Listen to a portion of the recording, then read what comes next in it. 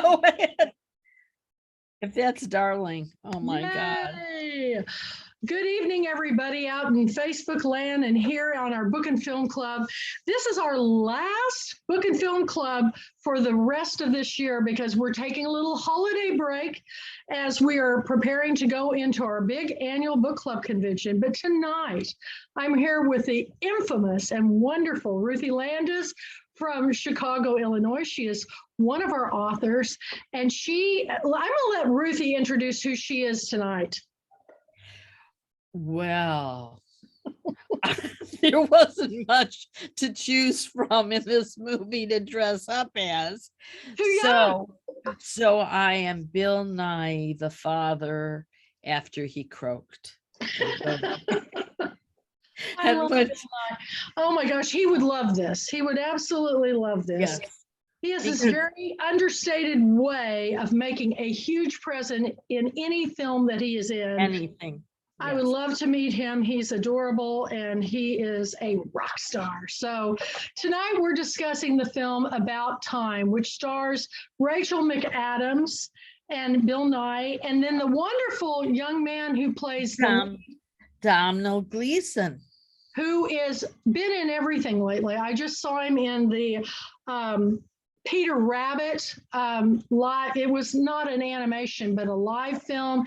But I do think this is the film that has set the standard for his young acting career, because his expressions are so authentic and so touching. I just can't hardly stand it. And this film, I watched some time ago, but I watched it again not too terribly long ago, but you just watched it, Ruthie. What did you think about the story? What stood out to you? Oh, I love the story. So I love this film. I didn't know I was going to love it, but I loved it. And so on a simple level, it just is about Bill Nye plays this really sweet father who has retired, and he takes his son aside and he says, there's this really weird thing. I'm not giving anything away because you have to, everybody's the first scene. Yeah, it's the first scene. And so he says, there's this really weird thing that we do. And it goes back all the generations just in the male lineage of our family. And we don't exactly know why it happens. But if you go in a closet or a dark room, like a bathroom, and turn off the lights and clench your fists, then you can go back in time. You just have to imagine, and you could go back and do a redo of what you botched up. And so the guy, his son, is just, the sweet lawyer. He's become a lawyer and he's adorable. And he wants a girl. That's all he wants, is to find the love of his life. But he's awkward and can't really play the scenes right. Hi, Debbie. Hi. And so he's not a mover and a shaker. And so that's what this film is about, is him trying to find the love of his life, and then going and being nervous, and then going in his closet trying to do a redo. So from a therapist, as a therapist, this is what I do with my clients. Yeah. Only they can't literally go back in time. Right. But they come to me and they go, oh, if only I had done it differently, whatever it was, whether it's a love thing or a business thing or whatever. And what we work on is, well, if you went back and you could do a rewrite in Acting Lessons for Living, I talk about doing the rewrites. If you could do a rewrite, what would that look like? What would the script be like? So from my point of view, it's like, oh, this is what I'm doing all the time. But there is a twist, isn't there? Yes, there is, because oftentimes even the redo doesn't work out exactly like you plan. And, there's been a lot of movies like this that have done this.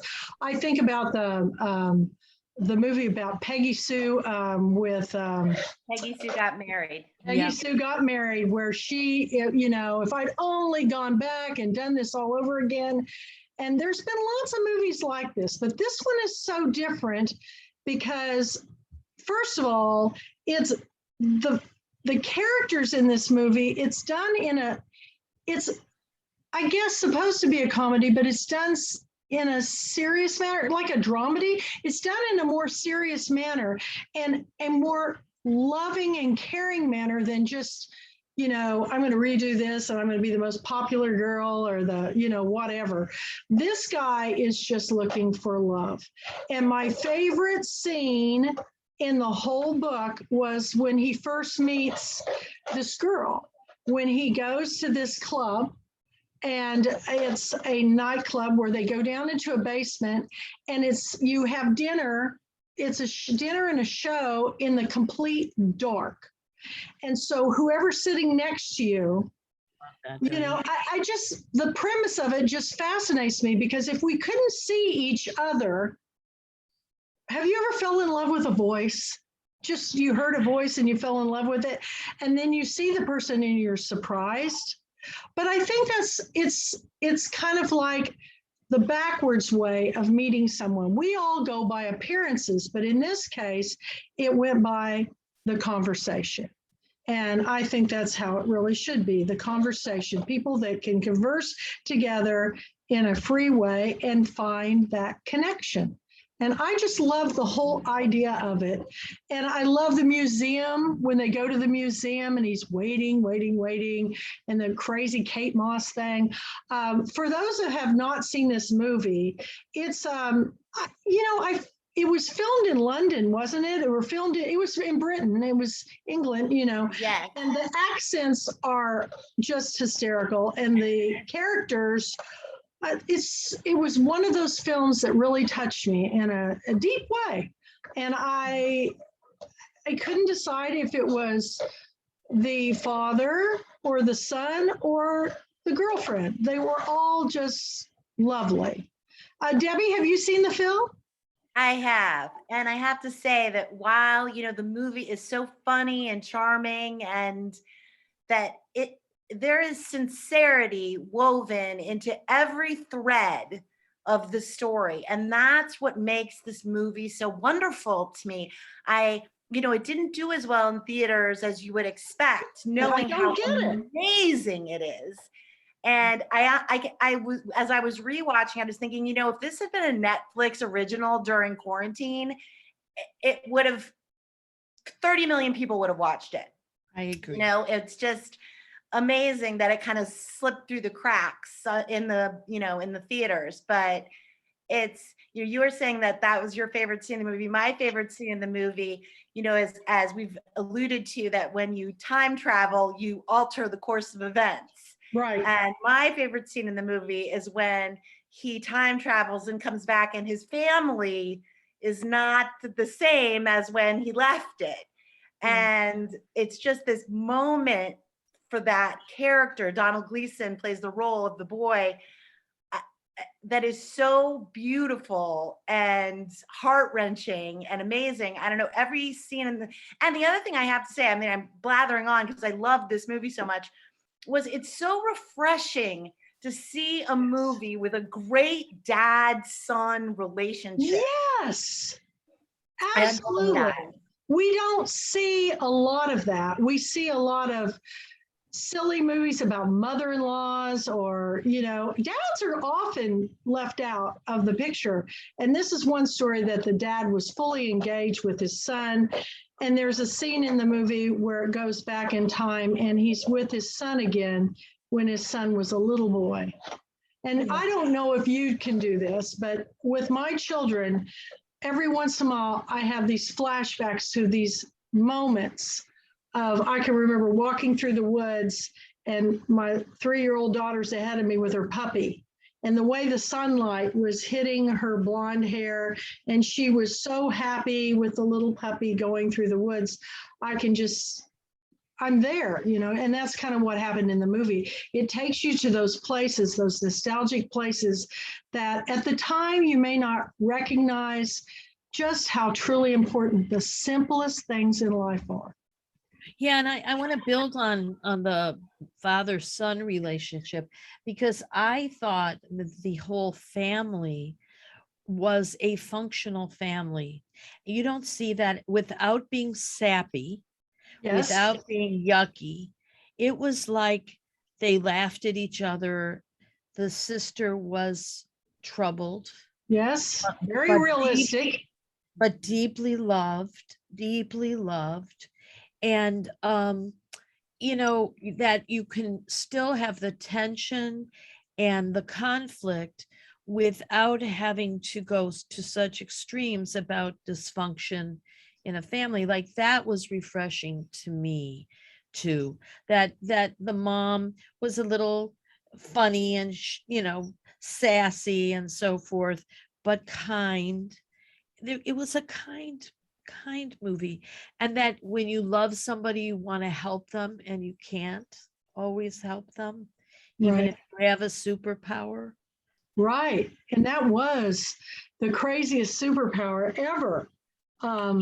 And it was done in just such a different way. And I love the party scene and going into the, almost like the Lion Witch in the wardrobe, going into the, you know, going into the wardrobe and if I could just go back to that minute before I made that big mistake, you know, and sometimes he had to do it over and over. And I think all of us have had moments in our life where if we could take it back, if we could say something differently, if we could be, you know, think of that quip that was just perfect.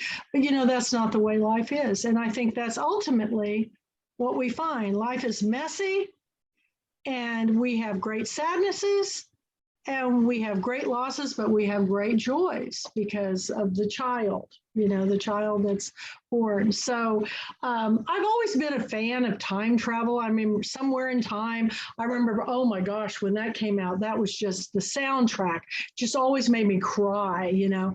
I love those kind of films where you go back and forth in time. The Time Traveler's Wife was another one that was really different. Groundhog Day. Yeah, really different. But this one, I think they really nailed it. I feel like the casting was perfect. Just the simple Interesting setting. little trivia. Rachel McAdams was not the original casting choice for that character. Originally, the role was given to Zoe Deschanel from the TV show New Girl. Right. And she had to drop out because of a scheduling conflict. And they replaced her with Rachel McAdams, which I think was probably a happy accident. I love Zoe Deschanel, but I really do feel like that would have been almost, you know, Zoe Deschanel's a little quirkier than Rachel McAdams. Rachel McAdams is the girl that everybody wants, you know, the boy, you know, I remember in The Notebook, oh my gosh, you know, she was just brilliant in that film. And I thought it was that was one case where I really liked the film better than the book. And that doesn't happen very often. Yeah. So, but Bill Nighy, his choices of the films he's in, I just watched him in the second Exotic Marigold Hotel. I know. And I didn't realize there was a second one. I was going to watch the first one over again. I go, wait, there's a second one. I know, and it was good.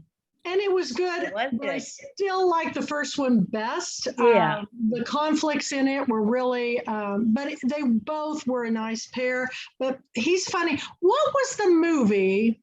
I'm trying to think the movie that he was in where he was a rock star.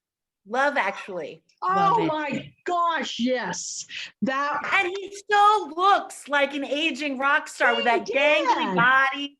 I mean, he was so perfectly cast in that film. And it had such a shocking ending. And I just loved how he just owns everything that he's in. He just puts himself out there and not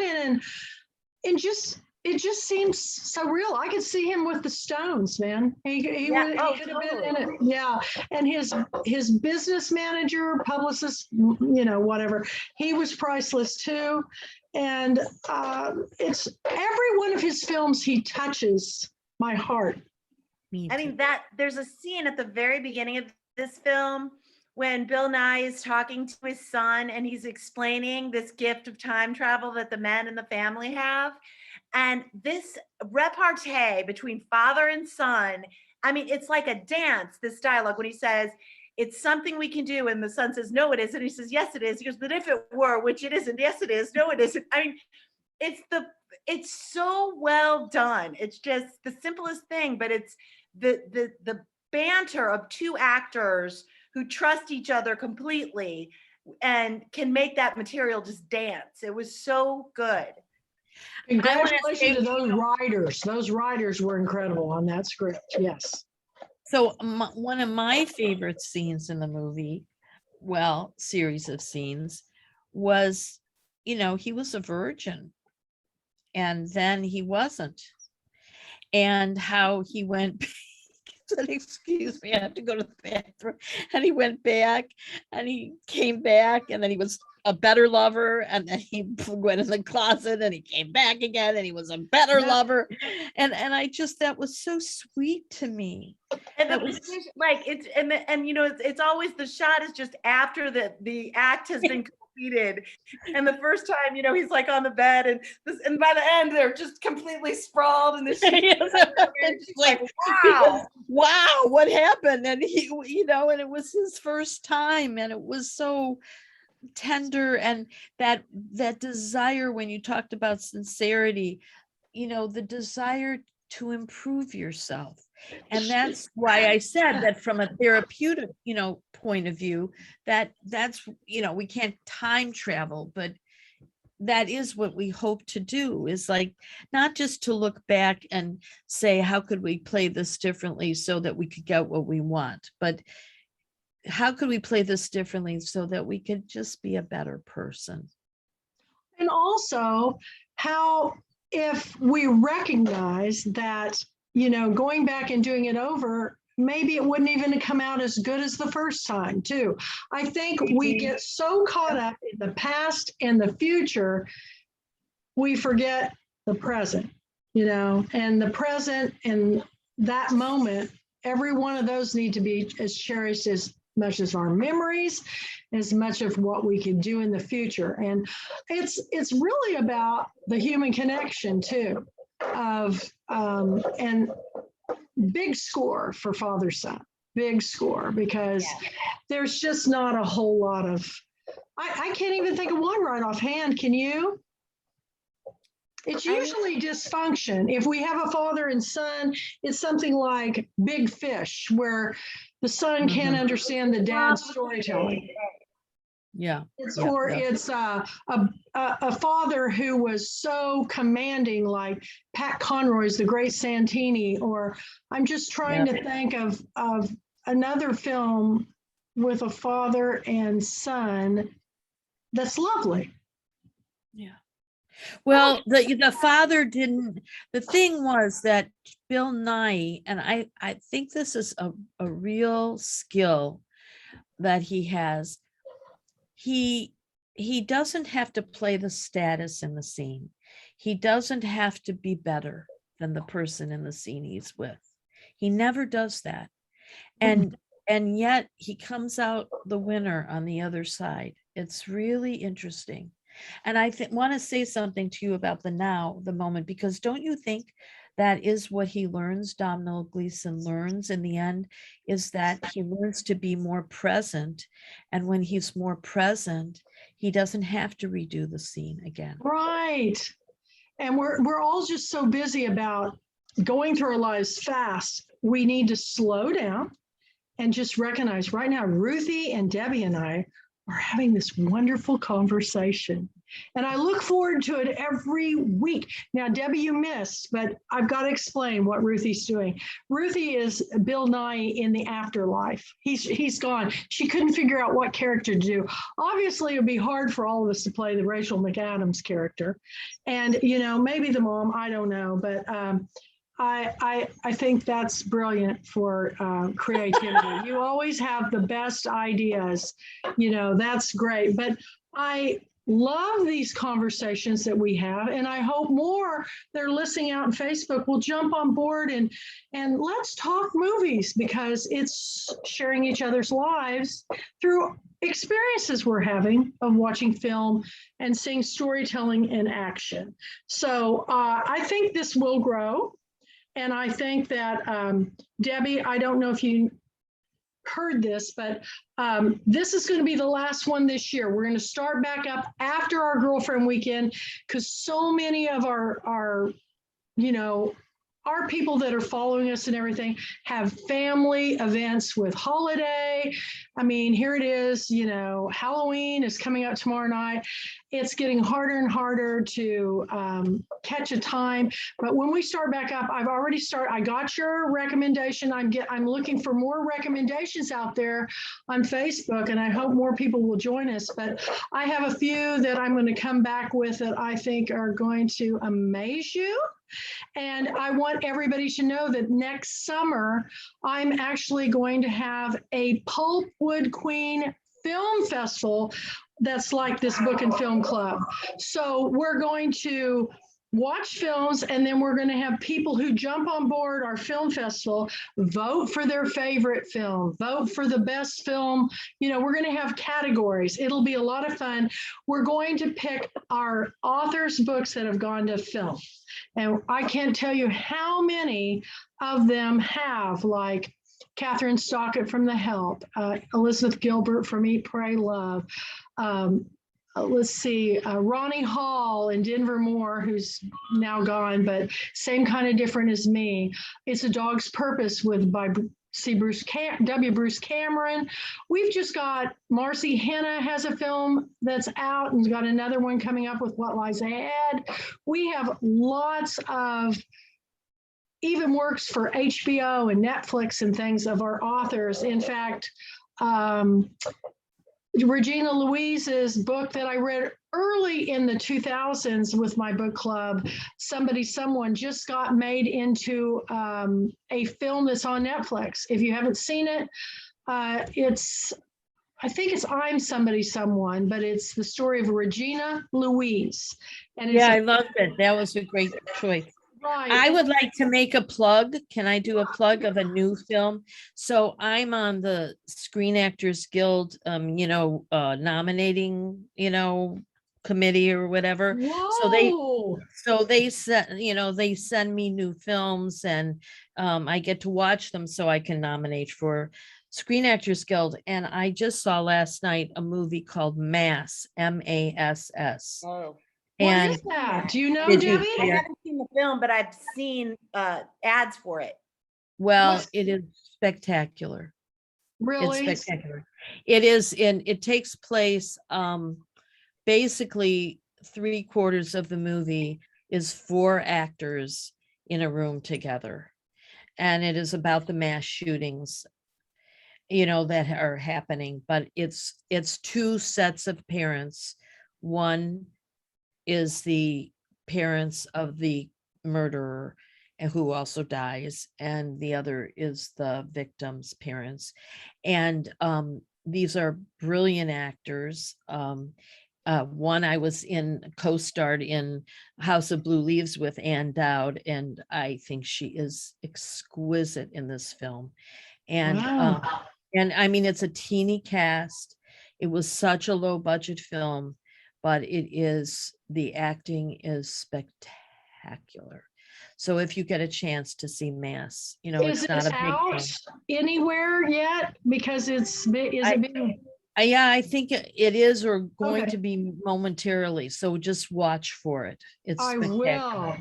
will. I always have so much fun watching. I try to watch as many of the films nominated for the Academy Awards before, we all do that. Everybody does that at home voting. And I'll tell you the movie that struck me last year that I just still can't get off my mind. Have any of you read the book or seen the film White Tiger? No. No. You really need to see that film. I believe it's on Netflix. If not, it's on Amazon. But White Tiger is it's set in India, and I'm watching all these Indian films, but that one shook me to the core. The acting Was that last year? yeah. And it was one, but oh, you were so lucky to get the films ahead of time, because I'm lucky because Yeah, I always do get them ahead of time, and I get links so I can stream them. But this is the first year I've actually been on the nominating committee, which is really exciting for me. Well, I'm excited because for you. yeah, because I get to see them really before they're even nominated, usually because I have to vote on it. But, it's not the Academy Awards, but it's the Screen Actor Guild Awards, which are big too. So I think that's fabulous. I think it's fabulous. As the founder of the Book and Film Club, maybe one day we'll get big enough that something like that would happen to me. That would be if I could screen films like Roger Ebert and all this stuff. Is that a dream job or what? I mean, I can watch movies all day, and sometimes I do. So and I look for those ones that really, right now I'm with my sister and I'm introducing a few of my favorite films, and she was really surprised because we don't exactly have the same film taste, but I said, you need to see a little bit of everything. Get outside your comfort zone, people, and watch a film that will, some of these just literally change my life. And I hope to become a better person from the things that I've learned. Last year's Academy Award nominee films were all kind of that way. They made you really think about all these different cultures and the diversity of America, and how, unless we join in the conversation on these books made to film and storytelling through film, how are we ever going to truly understand what it must be like to be an immigrant or come from somewhere else, or maybe perhaps parents were from somewhere else, born here, who are never accepted as Americans? Because I have a lot of friends that, I have one really good author friend that was told to go back home, and he basically said, "You mean Montana?" and that isn't where they thought he was from. I mean, they were looking. Don't judge a book by its cover, people. Read the book, watch the film. So I'm so glad you guys love this film, because it is truly one of my absolute favorites. And if you were to say something to people about why they should watch it, what is the one thing, you think about it a few minutes, that would really, it's one that sticks on my mind. Is that it? I always know when a movie's great, like when I read Memoirs of a Geisha, I have never forgotten that a man wrote that book. No. I still revel in that every day. How could he have understood this story so well? It's Well, one of it's like, well, as writers, we have to be able to really walk a mile in whatever gender shoes. And I think that he probably had a really balanced male female energy piece, to go in for him, because he nailed it. But he nailed the men pretty well. He didn't make them stereotypes either.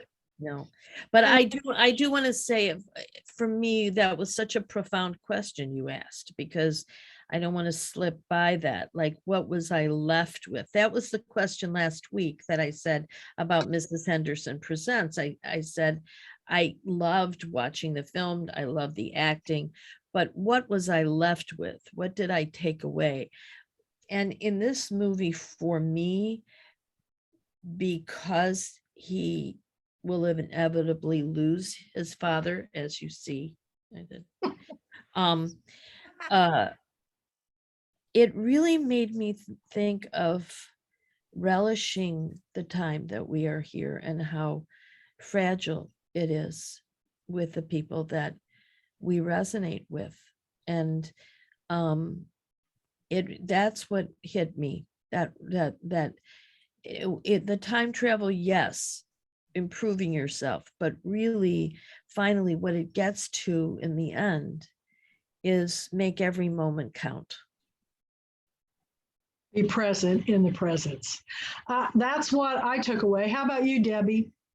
I mean, I think that just to take a movie that is this little laugh out loud comedy that can resonate so profoundly with all three of us. I mean, Yes. we're all like left with that same message, which is, you know, very clear from the film and it's very powerful, but that every minute of the movie is completely enjoyable.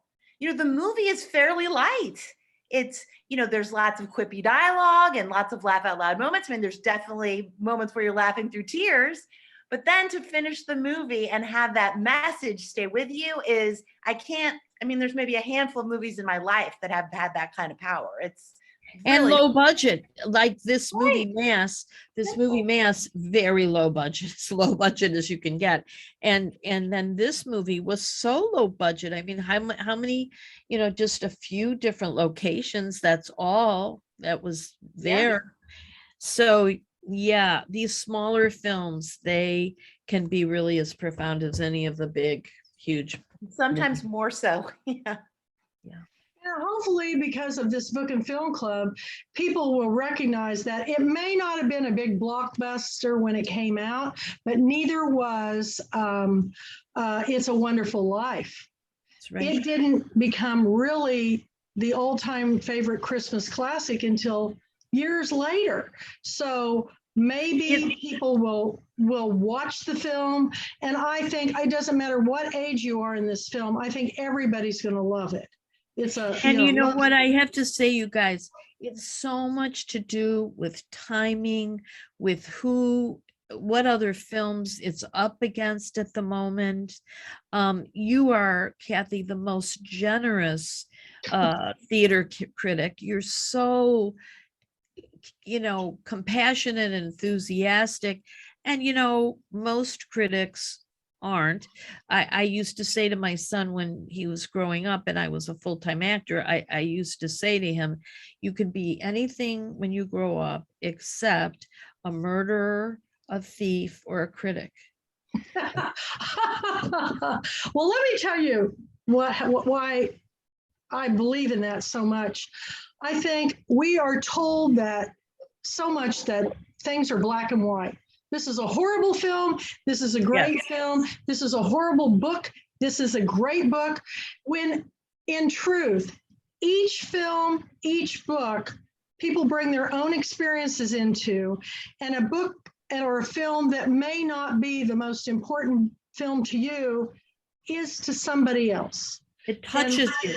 It touches you, and it may make you laugh, belly laugh so hard it's not even funny. Or it may make you cry in a good way, or it may make you think, this cannot go on any longer. Stand up, America, let's do something about this, or whatever.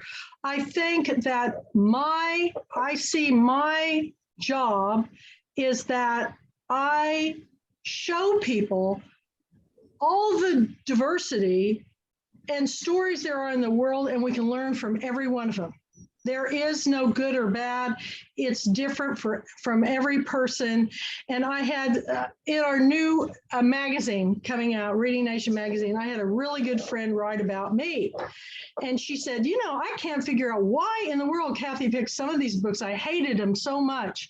But, you know, I think, well, you know, that's you. I love them. You know, everybody, I'm trying to show people, get outside your comfort zone, watch something you've never watched before, and maybe you'll be moved, or maybe you'll think a little bit differently about other people, other cultures, and other things.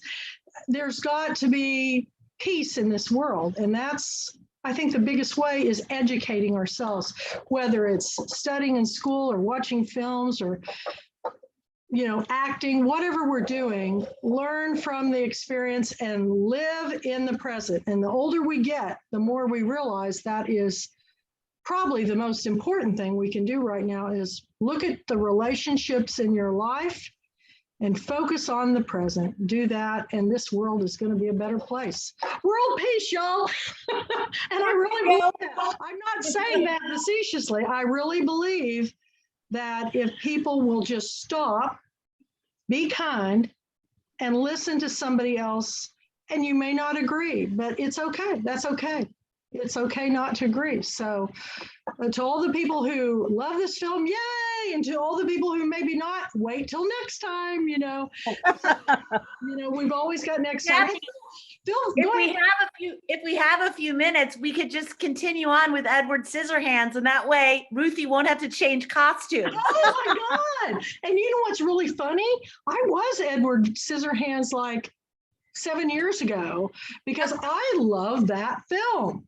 I was, oh my God, there she is. Johnny Depp just blew me away. And every film he's in, he's kind of like that too. It's a different picture. Oh.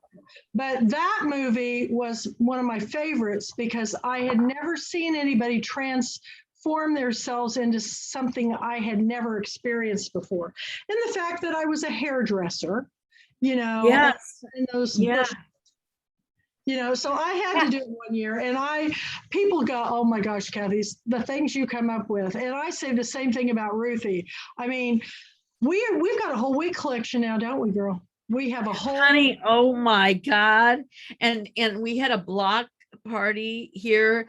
And so I got my husband and my son to put the same makeup on that I did. And we came out as the zombie family. I love it. A little bit more shadow. I love it. That's fun because you're doing something as a family together.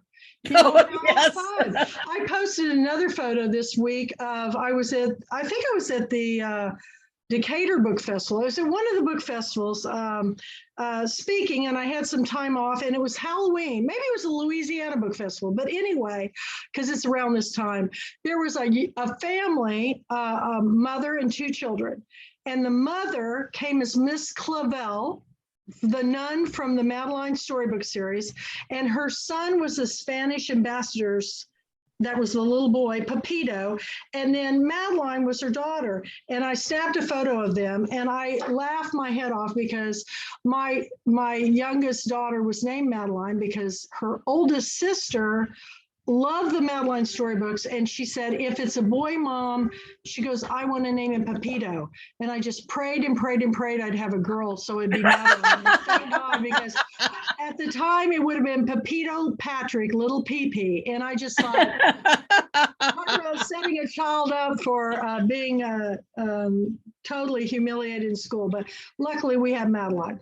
But I just think, and I hope everybody shares their Halloween costumes this year, because mine's going to be epic, and I'm seeing some pretty good ones. So share the photos on, if you send them to me at the pulpwood@gmail.com, I'll share them. Or I'll just look on Facebook. If you put them up there and tag me, I love to share. Did you see the porcupine, the little child at the trunk or treat that was dressed like a porcupine? It's up on my Facebook page. But this is one of my favorite times of the year because I'm getting ready to go to Dallas tomorrow for Halloween with my grandson. And we have a tradition in our family that I started called the Bat Fairy. And the Bat Fairy comes and brings very unique presents. And the very first year was, do you remember the children's storybook Stella Luna? Yes. It's about a bat. And so my children were visited by the Bat Fairy, and Stella Luna storybook, along with a Stella Luna mama stuffed bat and 2 baby bats. And they still have them. And so we love it. We love it. And I actually found a miniature taxidermied bat hanging on a limb, and I was saving it for the Bat Fairy visit this year, and my cat ate it. Oh no! I saw it batting something around, a little stick on the floor. I thought, what's that? And I thought, oh, I got my baby bat. I got my baby bat. So, and I had it hanging high up, but these things happen. Another story for the Murphy family. But so what are you guys doing for Halloween? We have a very kid-friendly lane that is decorated. I mean, I wish I could just take you out on FaceTime and like show you our lane. It looks like a haunted street. Every house is decorated and the neighbors go crazy with trees. Well, post it and I'll go to your page and watch it. I will love I it. feel like I'm so like letting people down with my bucket of candy. Like it's not enough. I have to raise the Oh. bar somehow. Well, you know, it's the same on our city street. And the one who has really organized all of this, she is an RN. She's a nurse. So all the time she's so nice and she's helping people. And then all down the street, she's got blood and guts and monsters and everything. It's like, you know, it's her holiday to let it go, you know, to not have to be so good and nice all the time. My holiday like that is April Fool's. I get to be nasty and tease people on April Fool's Day. Uh-oh. Well, Uh-oh, watch out for I'm April. marking my calendar. I'll share a video. I'll try to share one too. And I did notice though, I was at the Dollar Tree looking for Halloween stuff and they have plastic hypodermic needles to give out to children. I thought, nah, I don't think I'm going to do that. They don't have the needle. They just have the pump. Yeah. And I thought, how weird, wild is that? So anyway, you guys have a happy Halloween. It's about time you guys watch this wonderful movie. And our favorite two films that we will always watch on Halloween is Nightmare Before Christmas, the Tim Burton film. I know it's strange. We love it. And Hocus Pocus. That was our big That was fun.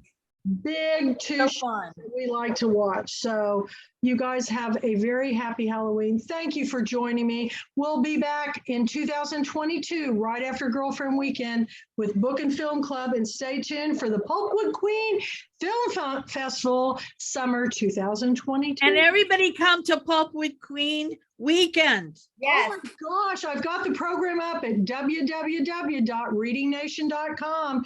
Mandy and I are just about done and she's done an awesome job.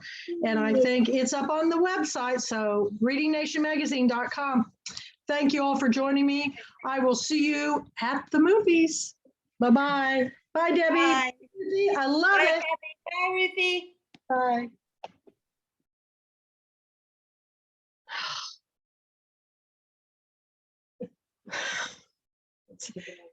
It's exhausting.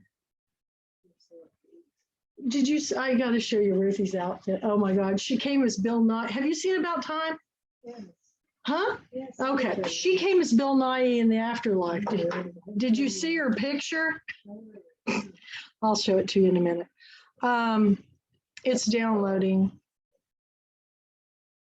It's awesome.